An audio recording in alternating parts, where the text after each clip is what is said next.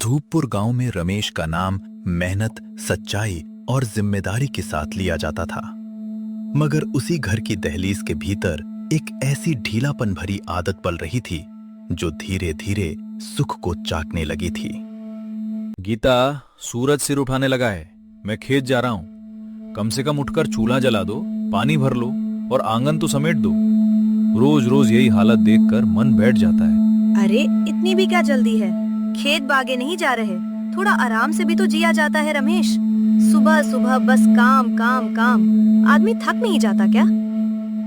थकता हूं गीता, बहुत थकता हूं, पर घर भी तो अपना है, खेत भी अपना है। अगर हम ही ढीले पड़ गए तो कल खाने को भी सोचना पड़ेगा।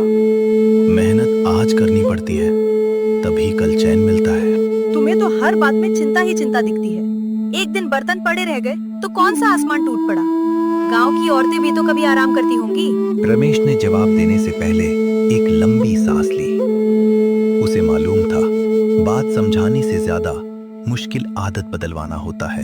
आराम बुरा नहीं होता गीता, पर हर रोज का आराम घर को ढहाना शुरू कर देता है। देखो, कल का पानी खाली है, चूल्हा ठंडा है और अनाज की डलिया भी आधी रह गई है। तो शाम को भर लेंगे पानी, अभी कौन सा मेहमान आने वाला है? और अनाज खत्म होगा तो तुम बाजार से ले आना। इतनी छोटी बातों पर चेहरा क्यों उतार लेते हो? छोटी बातें ही मिलकर बड़ा दुख बनती हैं गीता। घर एक दिन में नहीं बिगड़ता। रोज थोड़ा थोड़ा ढील छोड़ो तो एक दिन सब हाथ से निकल जाता है। तुम तो ऐसे बोलते हो जैसे हमारा घर कोई राजमहल हो। दो ही तो लोग हैं, इतना हिसाब किताब रखकर क्या मिलेगा? रमेश ने और कुछ नहीं कहा। वो जानता था कि शब्द तब तक बेअसर रहते हैं जब तक इंसान अपनी आंखों से नुकसान देख ना ले। ठीक है, मैं खेत से लौटूं तब तक कम से कम खाना बना देना। सुबह से कुछ खाया नहीं है। आज काम ज्यादा है, देर भी हो सकती है। हाँ हाँ, बना दूंगी। तुम बस चिंता मत किया करो हर वक्त। रमेश खेत की ओर बढ़ गया।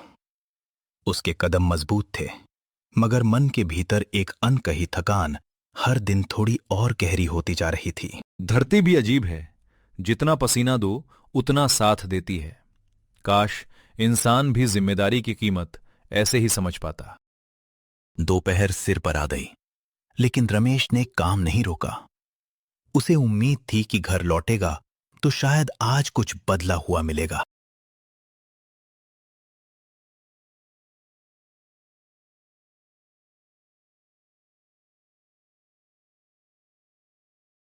गीता बहन, अभी तक पानी नहीं भरा। धूप तेज हो गई है, बाद में कुएं पर भीड़ लग जाएगी। सुबह से देख रही हूँ, तुम उठी ही नहीं ठीक से।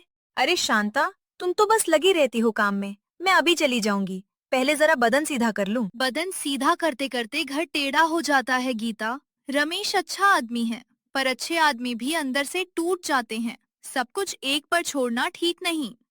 तुम भी वही शुरू हो गई, जैसे मैं कोई बहुत बड़ा पाप कर रही हूँ। 2 घड़ी सुस्ता ली तो सब कुछ चुभने लगा। सुस्ताना और जिम्मेदारी भूल जाना दोनों एक बात नहीं है। बहन, बुरा मत मानना, घर और रिश्ते दोनों रोज संभालने पड़ते हैं। तुम्हें जो ठीक लगे तुम करो, मुझे मेरा ढंग ठीक लगता है। शांता ने एक नजर बिखरे आंगन पर डाली, फिर गीता को देखा। उसे लगा ये आलस सिर्फ काम का नहीं, सोच का भी हो चुका है।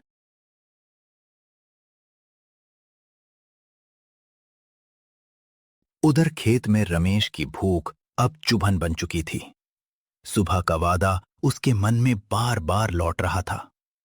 शायद आज घर पहुंचकर गरम रोटी मिल जाए। बस अब थोड़ा और नहीं होगा। हाथ कांप रहे हैं।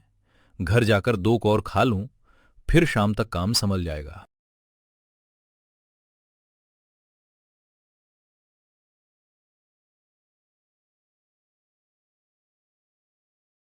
जब रमेश घर के पास पहुंचा तो उसे चूल्हे का धुआं नहीं दिखा।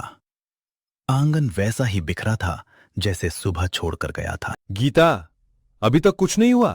ना पानी, ना बर्तन, ना खाना। तुमने सच में पूरा दिन ऐसे ही निकाल दिया?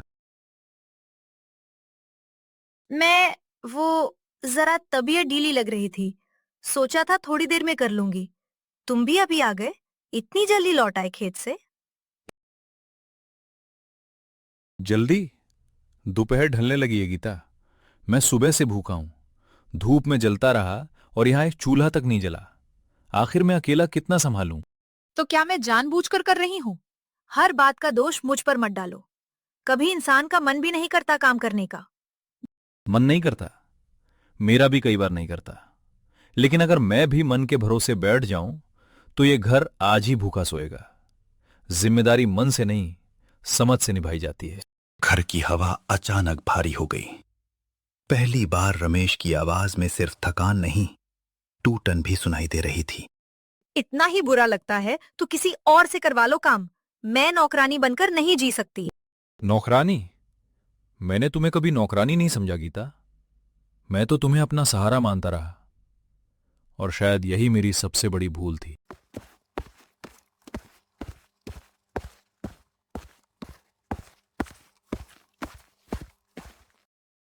उस छोटे से घर में उस दिन भूख से ज्यादा कड़वी चीज थी, टूटता भरोसा। और यही टूटन आगे क्या रूप लेगी, ये अभी किसी ने नहीं सोचा था।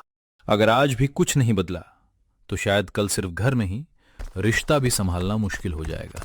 और उसी क्षण दरवाजे पर किसी के तेज कदमों की आहट सुनाई दी। अरे रमेश, तुम्हारे पिछवाड़े वाला कोटरा खुला रह गया था। बारिश का पानी अंदर घुस गया है। क्या कोठरा खुला रह गया? मैं शाम को गई थी उधर, शायद कुंडी ठीक से नहीं लगी। एक पल के लिए कमरे की हवा जैसे थम गई।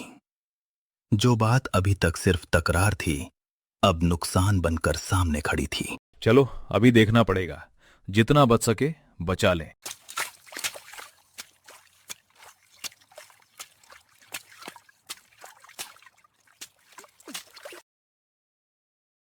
रात भर किसी ने ठीक से नींद नहीं ली। भीगे बोरे, टपकती छत और चुप्पी, तीनों ने मिलकर उस घर को आईना दिखा दिया।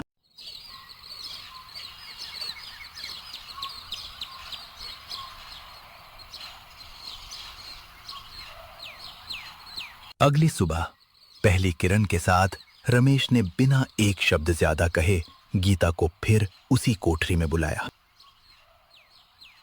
इधर आओ गीता, आज मैं झगड़ा नहीं करूंगा, बस तुम्हें कुछ दिखाना है।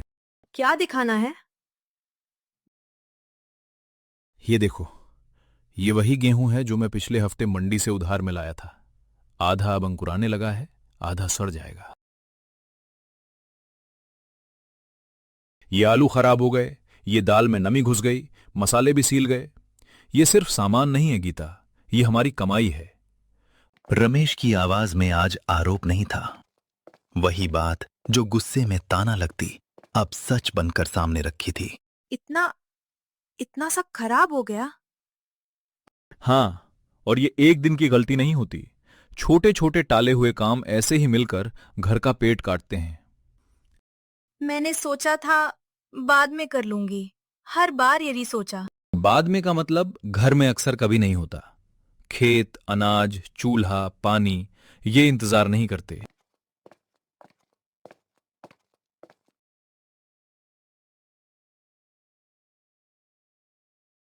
ये सब मेरी वजह से हुआ? मेरी वजह से भी, क्योंकि मैं तुम्हें समझा नहीं पाया। लेकिन हां, तुम्हारी लापरवाही ने इसे बढ़ाया जरूर। मैंने कभी सोचा ही नहीं कि काम न करने की भी इतनी बड़ी कीमत होती है। कई बार सीख डांट से नहीं, नुकसान की गंध से आती है। गीता पहली बार अपने हाथों की छोड़ी हुई जिम्मेदारियां देख रही थी। मैं रोज बाहर पसीना बहाता हूं, इसलिए नहीं कि बस कमा कर रख दूं। मैं चाहता हूं कि घर संभल जाए, हम संभल जाएं। मुझे लगता था तुम बस मुझसे काम करवाना चाहते हो, जैसे मेरा होना सिर्फ रसोई और झाड़ू तक है। नहीं गीता, मैं साथ ही चाहता था। घर का काम छोटा नहीं होता, और जो उसे छोटा समझे वही असली मेहनत नहीं समझता। पर पश्चाताप की असली परीक्षा शब्दों से नहीं, अगले ही पल से शुरू होती है।